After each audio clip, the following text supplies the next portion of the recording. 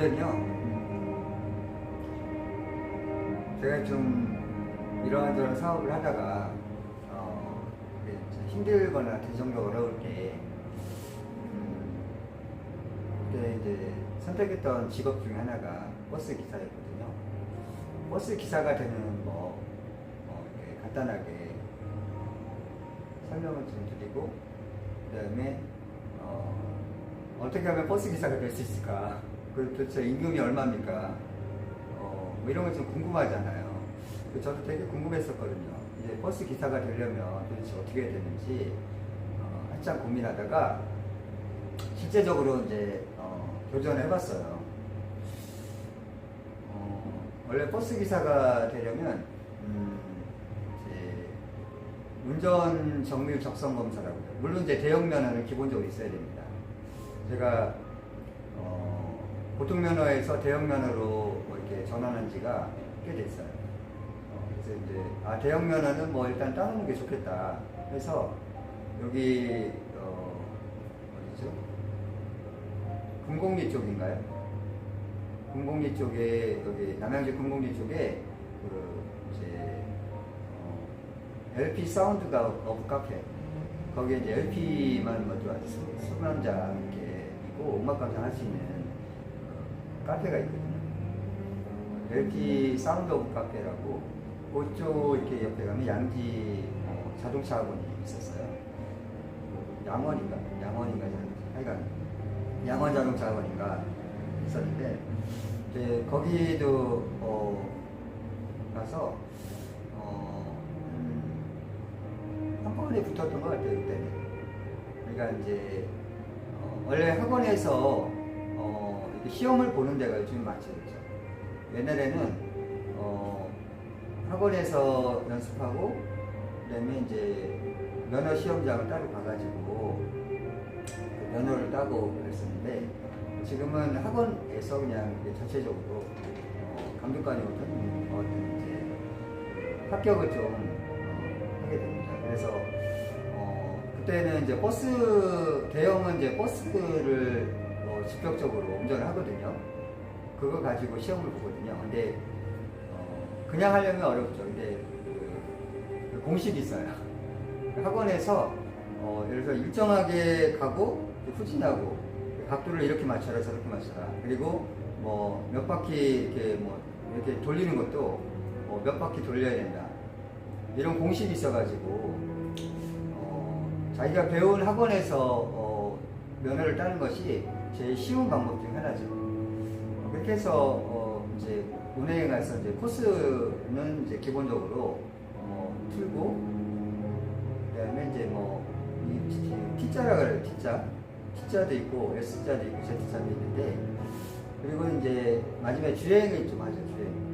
주행하면서 이제 신호, 그다음에 시간, 그다음에 여러 가지 이제 돌발 상황, 이런 걸 다 거쳐가지고 점수를 어느 정도 맞으면 합격하게 되는데, 이 대형 면허가 있어야 버스 운전을 좀 할 수 있어요. 자격이 되는 거죠. 근데 대형 면허를 딴다고 해서 전부 다 버스 운전을 할 수 있다 이렇게 보통 생각하잖아요. 그거 맞긴 맞는데 영업용은 또 달라요. 영업용은 버스 운송 자격증이라는 걸 따야 됩니다.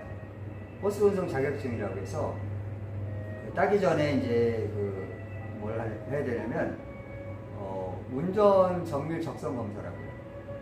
운전 정밀 적성 검사라고 해서 이거는 구로에 이렇게 본점 가서 TS 본점 가서 따든지, 아니면은 이제 여기 남양주는 의정부가 좀 노원이 좀 가깝죠. 노원구 쪽에 있는 TS 한국도로공사공단이라고 해야 되나요? 하여간 거기 가서 운전 정밀 적성 검사 시험을 봅니다. 그 시험을 봐서 60점 이상인가요? 이 정도에서 그냥 합격선이 되죠. 그거를 합격하고 나야 그 다음에 이제 면허 시험을 좀 보는 건데, 운송 자격증, 면허 시험이 아니라 이제 운송 자격증이라고 하죠. 제가 내일은 이제 화물 운송 자격 관련해서 좀 설명을 좀 해주고 싶긴 한데, 오늘은 버스 운송 자격. 그리고 운전 정밀 적성 검사를 받으면 그 버스 운송 자격을 볼 수 있는 그런 이제 뭐죠? 그러니까 자격을 좀 얻게 되죠. 그래서 이제 운전 정밀 적성 검사의 시험을 통과하고 이렇게 봐서 이거 해가지고 이제 운전하기에 적당한 사람이냐 이런 거를 뭐 심리 테스트부터 시작해서 여러 가지 다 항목을 좀 물어보거든요. 그러고 나서 그걸 통과하고 나면 그러면 이제 버스 운송을 할 수 있는 자격을 얻기 위해서 또 다른 시험을 또 봐야 됩니다. 그래서 그것도 이렇게 점수가 60점 이상 돼야 되는데 그냥 뭐죠 문제집 구해가지고 이렇게 봐도 되고 저는 그냥 이렇게 열심히 이제 인터넷 좀 보고 그다음에 공부를 이렇게 많이 하진 않았었던 것 같아요. 상식적으로 운전을 하면서 이렇게 얻을 수 있는 그런 노하우들, 기본 상식, 그다음에 운행하면서 이제 이렇게 하면 여기는 안 되고 뭐 이런 건 이제 기본적으로 좀 알잖아요. 속도가 어쩌고 겨울에 눈비 올 때는 감속을 얼마나 해야 되는지 이런 것 좀 알고 이렇게 해서 60점 이상 맞으면 이제 버스 운송 자격증이라는 자격증이 나옵니다. 똑같이 얘기했네요. 화물을 영업용 화물을 하겠다 그러면 화물 운송 자격증이 있어야 되고요. 그다음에 택시를 하고 싶다 그러면 택시 운송 자격증이 또 따로 있어요. 그래서 저는 이제 이런 거 저런 거 다 해보려고 화물 운송 자격증도 땄고 버스 운송 자격증 땄는데 그것도 버스 운송 자격증은 이제 보편적으로 다 할 수가 있고 화물도 그런데 이 택시 운송 자격증은요 또 지역별로 경기도면 경기도, 서울이면 서울, 강원도면 강원도 여기 도시마다 다 따야 돼요 새로. 그래서 경기도권에 운송할 수 있는 자격 택시 운송 자격증도 저도 있긴 합니다. 그래서 이렇게 좀 돈이 좀 있으면 택시 그 면허증, 면허 번호라고 하죠. 번호판 그거 사가지고 개인 택시 하면 되는데 이제 일단 제가 오늘은 버스 운송 관련해서 자격증 따고 나서요. 그럼 이제 취직을 해야 되잖아요. 근데 요즘에 취직하기 어렵죠. 그렇다 그러는데 근데 이제 버스 업계가 지금 인원이 좀 모자라요.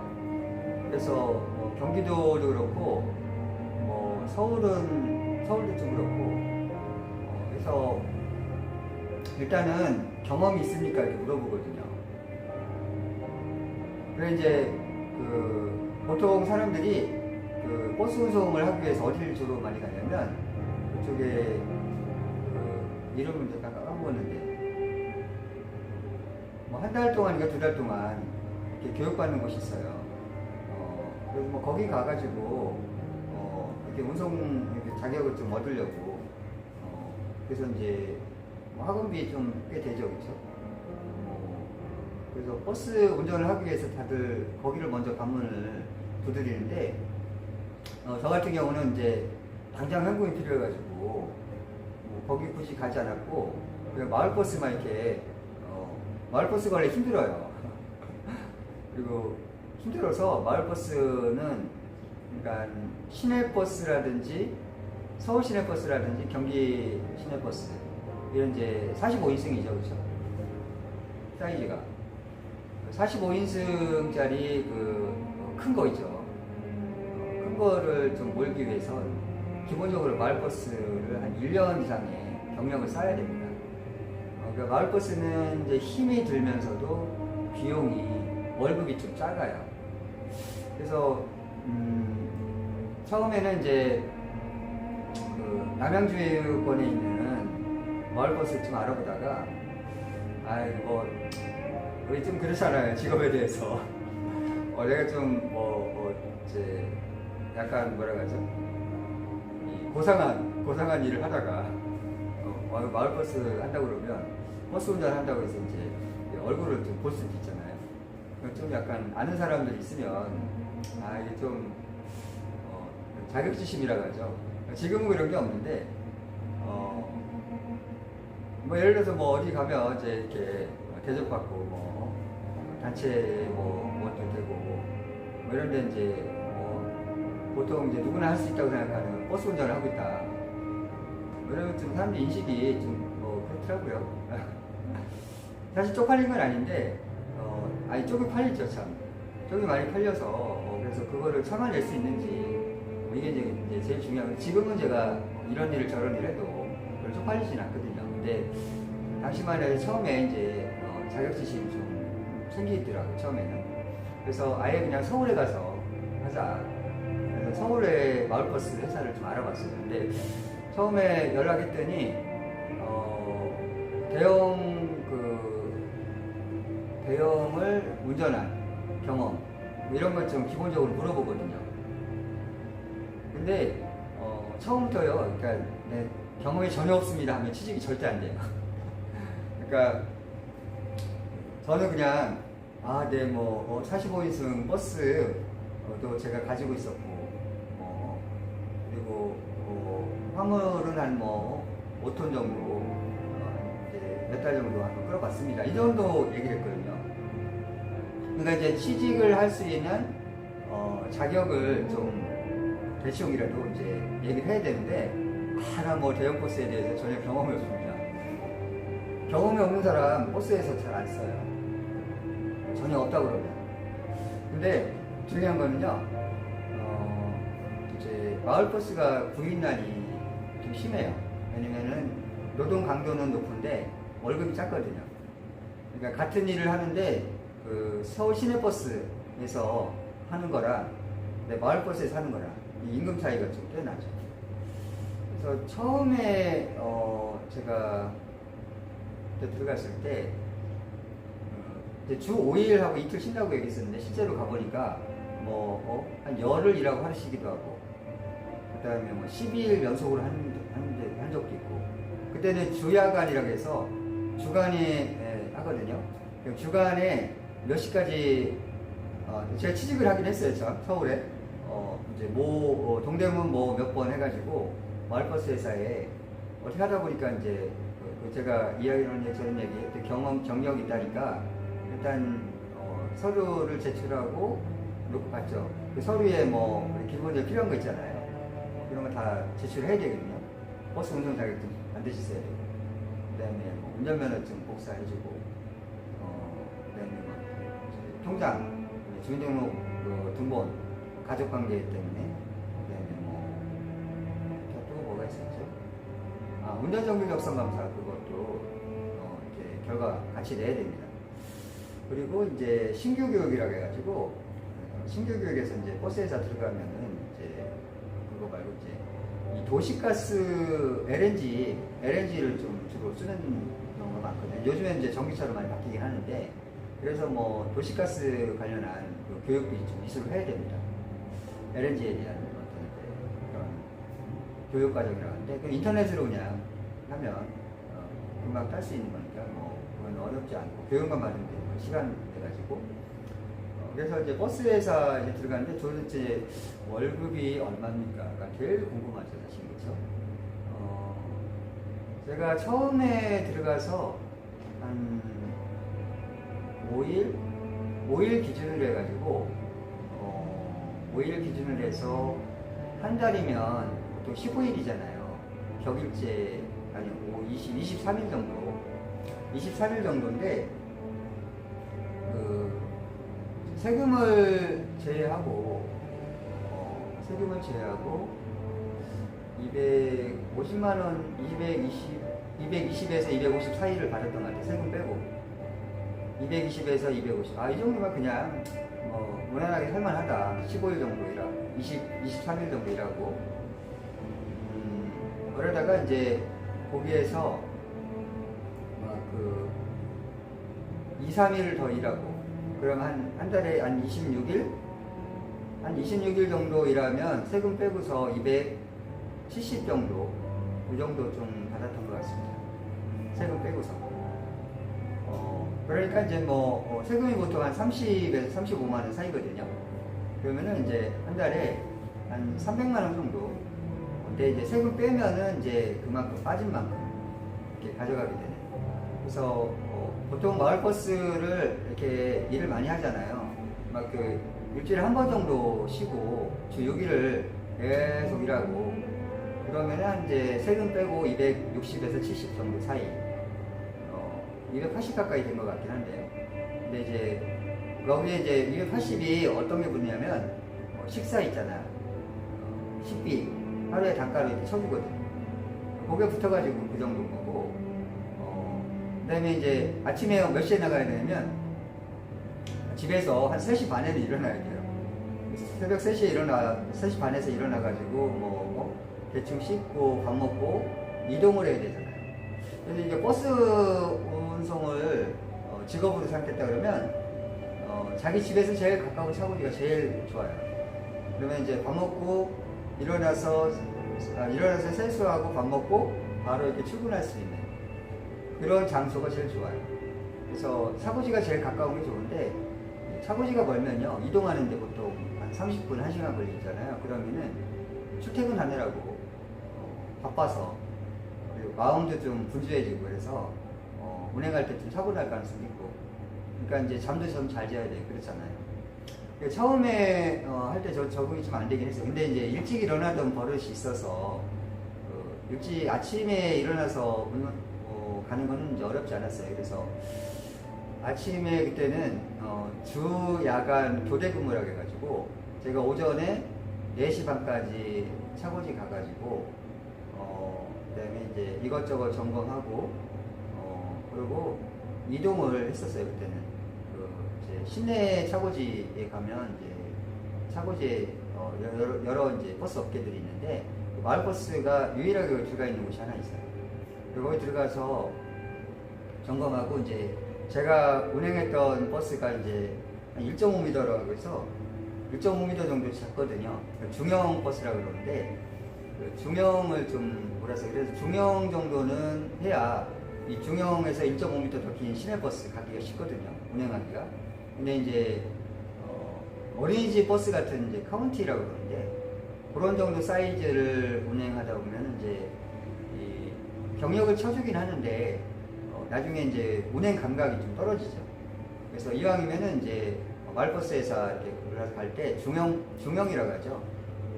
남양주에서는 이제 땡큐버스, 이게 중형에 속하죠. 그런 거 한다든지 아니면 서울 시내 가서 보면 이제 중형으로 이렇게 운행된 마을버스 회사에 꽤 되거든요. 근데 이제 언덕에 올라가고 경사도가 급한 이런 데는 중형이 못 들어가요. 카운티나 그거보다 작은 거 카운티 버스 가지고 운행을 할 수밖에 없거든요. 그래서 그렇게 해서 이제 버스 회사에 들어가면 경력을 한 1년 정도 쌓죠. 1년 정도 이제 월급을 한 이제 250에서 300 사이. 그리고 좀 더 이제 하루도 안 쉬겠다 그러면 300만 원이 넘죠. 근데 이게 사람이 하루도 안 쉬고 일을 할 수는 없는 거니까 일주일에 한 번 또는 일주일에 2번 그러니까 한 달에 한 근무 일수가 한 25일, 26일 정도 되면 270에서 280 사이 이런 정도 받아갈 수 있는 정도 금액이 됩니다. 거의 300에 좀 가까운 돈을 이렇게 벌 수는 있다. 그리고 나서 이 시내버스로 가잖아요. 서울 시내버스가 처음에 취직해서 6개월 동안은 보너스가 안 나와요. 그래서 6개월 동안은 일종의 수습이랑 좀 비슷한데 그때는 월급이 마을버스랑 좀 비슷해요. 그러다가 6개월이 지나면은 이제 보너스가 2달에 한 번씩 나오거든요. 기본급의 보너스라고 하는데 그래서 이제 서울 시내버스는 주 5일에 이틀 쉬거든요, 무조건. 예를 들어서 월요일부터 금요일까지 일하고 토요일, 일요일 날 이게 일괄적으로 이렇게 시스템 적용되는 게 아니라 예를 들어서 누구는 화요일부터 토요일까지, 누구는 수요일부터 일요일까지, 누구는 목요일부터 그다음 화요일까지, 화요일까지 이런 식으로 이렇게 무조건 5일 일하고 이틀을 쉬는 시스템이에요. 그래서 서울 시내버스는 이제 근무 시간이 마을버스보다 좀 강도가 좀 덜합니다. 그래서 다들 이제 마을버스 하다가 경력 쌓아가지고 전부 다 시내버스로 가기 좀 바쁘죠. 그래서 마을버스가 이제 시내버스로 가기 위한 관문이다라고 보통 얘기하고요. 그 다음에 경기도 쪽에서는 아예 큰 버스를 운행하고 싶으면 그 화성에 그 버스 교육원이 따로 있어요. 거기 가서 이제 돈 내고 한 달인가 뭐 두 달 이렇게 연수받고, 그리고 거기서 연결되는 경기도 시내버스, 주로 이제 KD라든지 대원이라든지 뭐 경기고속이라든지 뭐 이런 데 많죠. 경기도에는 이제 대원이 좀 많이 버스 업계가 진출해 있어서 그냥 뭐 그쪽에 취직을 해서 하기도 하고요. 그러니까 사실은 또는 뭐 사설에서 버스 교육을 운전 실습을 좀 받는다고 해서 돈 뭐 150만 200만 주고 하잖아요. 그거 안 해도 돼요. 왜냐면 마을버스 회사가 그 이제 기사가 부족하기 때문에 새로 오잖아요. 처음부터 다 가르쳐 줍니다. 저도 그 역할을 좀 많이 했거든요. 팀장 역할을 해서 새로운 기사들이 오면 제가 다 교육을 시켰었죠. 그래서 교육시키고 그다음에 옆에 앉아가지고 실습이라고 해서 이제 노선 익혀야 되잖아요. 노선 익히는 거 가르쳐 주거든요. 그러니까 이제 버스 일을 하겠다, 버스 기사. 그럴 때 이제 굳이 취직해서 어디죠? 아니, 사설 학원에서 뭐 한 150, 200만 원 주고 한데 사실은 거기가 뭐 많이 우승하게 하지는 않고요. 그래서 거기서 일단 하는 것보다 일단은 마을버스 회사에 취직을 먼저 하는 게 더 좋아요. 취직을 하면 거기서 또 기사를 쓰기 위해서 처음부터 다 가르쳐 주거든요. 그러니까 이제 운전 실습까지도 처음부터 안 되면 기본은 알잖아요. 기어. 근데 기본은 아니까. 그리고 아직까지도 이제 이 기어를 넣어서 운행하는 차량들이 꽤 많거든요. 그러니까 이제 오토로 따신 분들은 이제 트럭 같은 이제 기어 넣어서 이렇게 하는 거 있잖아요. 뭐 이런 것 좀 익숙해서 가면 더 좋고요. 물론 이제 없다 하더라도 또 가서 기어 1단, 2단부터 해가지고 이렇게 들어서 이렇게 운행하는 건 다 가르쳐 주거든요. 이렇게 해서 서울 시내버스 가면 최종적으로요. 기본급이 예를 들어서 이제 220 정도 된다. 그러면 두 달에 한 번씩 220 정도가 나온다고 보시면 돼요. 근데 아마 단가가 좀 꽤 높아요. 서울 시내가 한 평균적으로 평균 월급을 따지면 450 전후가 되거든요. 450만 원 전후가 되기 때문에 버스 운전하고 물론 좀 힘들죠. 버스라는 게 생각보다 쉽지는 않아요. 왜냐면 이 서비스직이기 때문에 사람들의 뭐 온갖 그 멸시와 그런 누총, 그 다음에 민원사, 그 다음에 앞뒤 차량 간격, 기타 등등, 또는 버스에서 이렇게 가다 보면 손잡이 안 잡아가지고 넘어지거나 이런 각종 사고, 이런 것들 다 이렇게 고려하면서 좀 가야 되는데, 그래도 힘들지만 좀 한 달에 월급이 한 450 전후가 되니까 서울 시내로 시내버스 가기를 다들 원하죠. 그거 하다가 공항버스, 아니면 고속버스, 기타 등등 여러 군데 버스 업계에 좀 질이 좋은 곳으로 좀 이동을 많이 하긴 하는데요. 제가 봤을 때는 택시 운전을 하든 화물 운송을 하든 이제 그런 거보다는 버스 운전하는 것이 가장 안정적으로 괜찮았던 것 같아요. 자, 오늘은 이제 버스 운송 관련해가지고 버스 기사가 되려면 이런저런 거 좀 이야기를 좀 했는데요.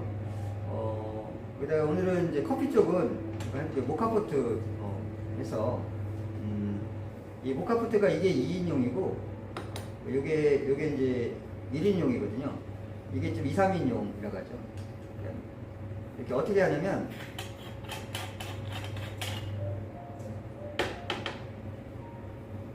이렇게 열어보면 이렇게 원두 넣는 용기가 있죠, 그렇죠? 여기에 이제 원두 갈아가지고 넣는 건데요. 너무 미세하게 갈면 나중에 이렇게 잘 안 올라오더라고요. 이 안쪽에 보면 이 코가 있거든요. 여기 정도까지 물을 원래 붓습니다. 물을 버주고 여기다가 원두를 담아서 이렇게 결합을 하거든요.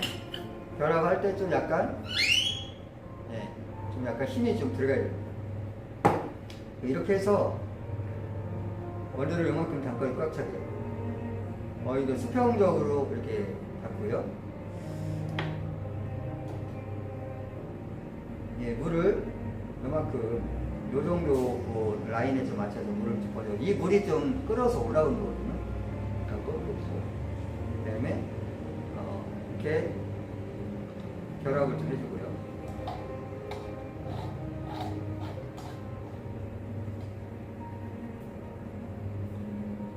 네, 이렇게 놓고 그 다음에 이제 뭐 이런 게 좀 필요합니다. 브리스타를 쓰려면.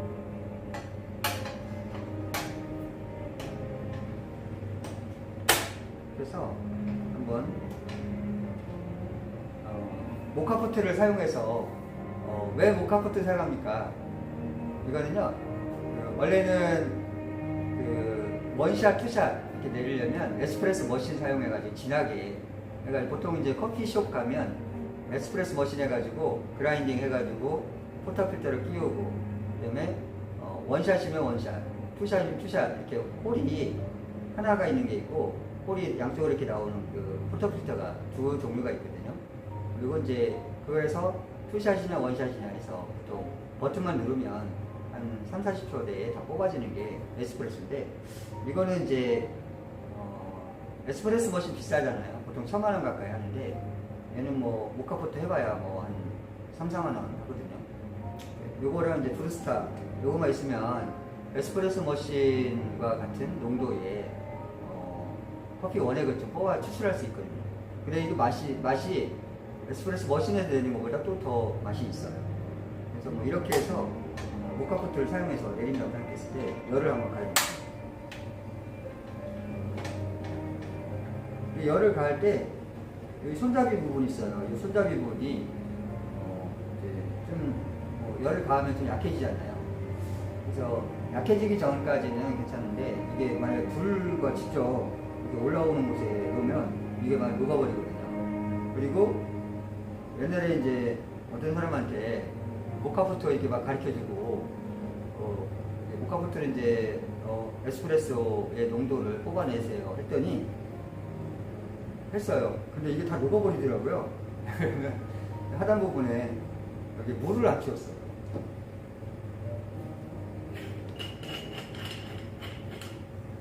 네, 여기에 물을 채워야 되거든요.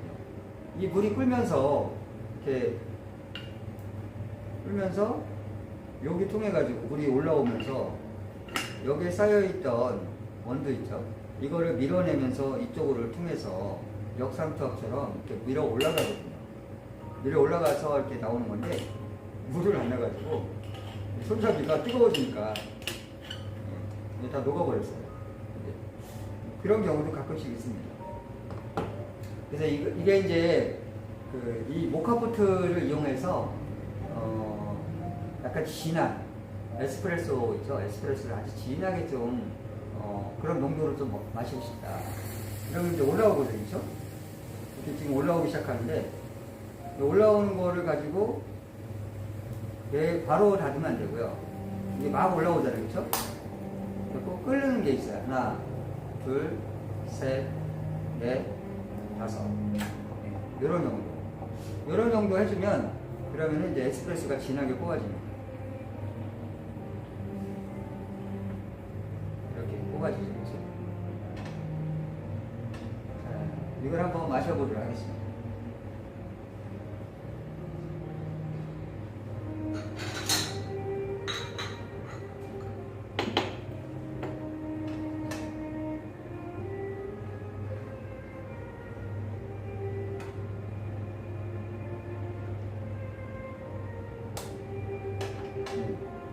자, 이렇게 하면은 아주 진한 에스프레소 원액이 추출됩니다.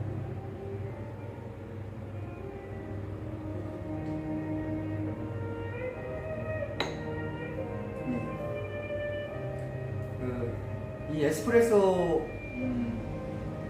진한 거를 좀 좋아하시는 분들이 그런 이제 커피에 좀 맛을 좀 안 들어가는 분들이 좀 좋아하긴 합니다. 왜냐면 추출할 때 이제 이 커피가 가지고 있는 고유한 맛이 다 뽑혀지거든요. 아주 진하면서도 뒷맛이 괜찮아요. 그러면서 이제 이 쓴맛이라고 하죠. 쓴맛. 쓴맛이 좀 강하게 느껴지면서도 원두 자체가 만약에 고소한 맛이 있다면 고소한 느낌, 그다음에 뭐 신맛이 있다 신맛 느낌, 이런 걸 다 이렇게 느껴지거든요.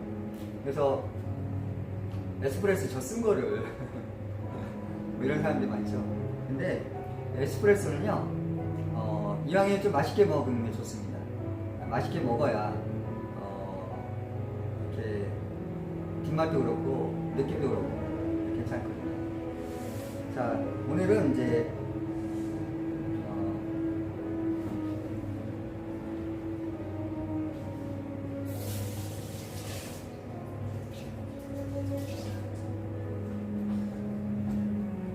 에스프레소 모카포트를 이용해서 뭐 진한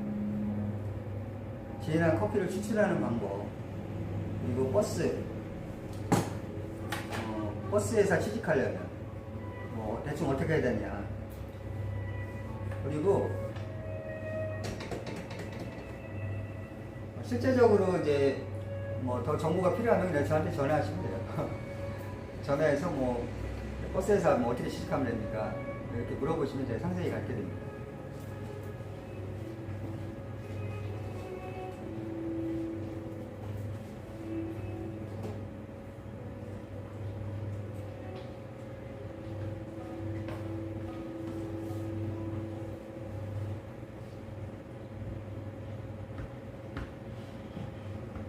네, 오늘도 뭐 라이브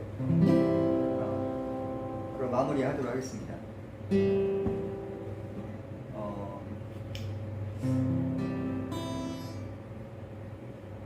왁스가 좀 그 노래 한 거 제가 이제 이 노래 하면서 항상 이제 하는 멘트가 있습니다. 여자들이 화장을 고친다고 하는데 남자도 마찬가지죠. 화장을 고치는 이유 딱 하나죠. 정말 사랑하는 사람을 설레인 마음으로 보고 싶거나, 또는 이제 자기가 좀 약간 이제 나이가 많이 들었는데 좀 이렇게 가리고 싶은 거죠. 좀 약간 이제 얼굴도 좀 쭈글쭈글해지고 주름도 막 그러면 싫잖아요. 저도 남자들도 보통 이거 머리 빠진 거 되게 이제 염려하잖아요. 근데 머리 빠지지 않고 뭐 그냥 있으면 안 될까? 젊어지고 싶은 그런 거는 이제 모든 사람들이 로망이라고 하죠. 그러려면 어떻게 됩니까? 이런 게 저런 게 있잖아요. 근데 왁스가 화장을 고치고라는 노래를 할 때 가사 내용이 좀 그런 게 있습니다.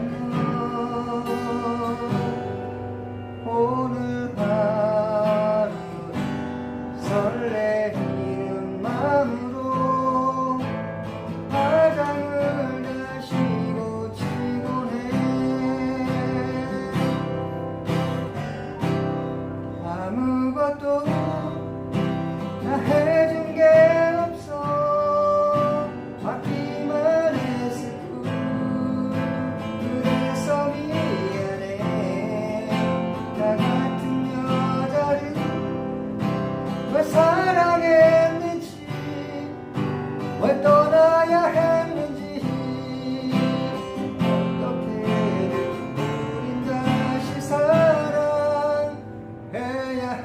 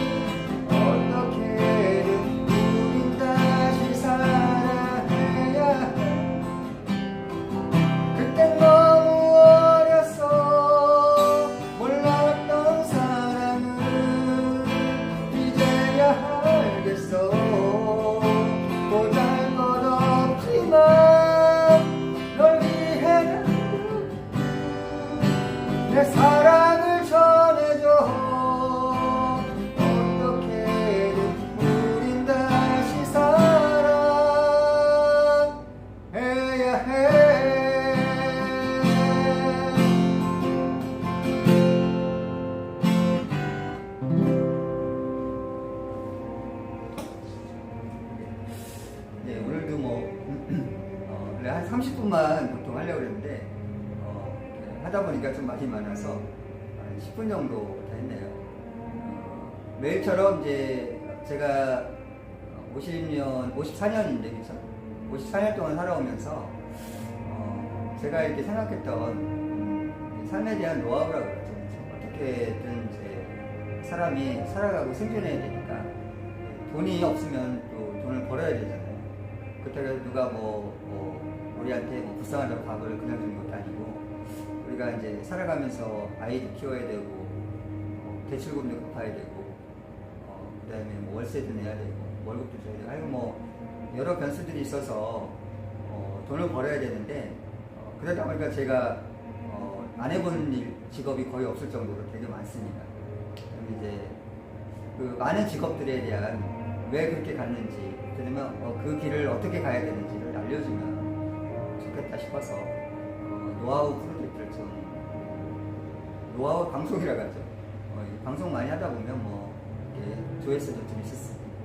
하여간 중요한 거는 이제 이런저런 거 경험을 좀 많이 했으니까 제 경험한 경험담을 좀 솔직하게 방송을 통해서 좀 나누고 싶었습니다. 네, 오늘 하루도 날씨가 많이 추워졌는데요. 이렇게 이제는 파카 입고 다녀야 되겠더라고요. 아니면 감기 걸리니까.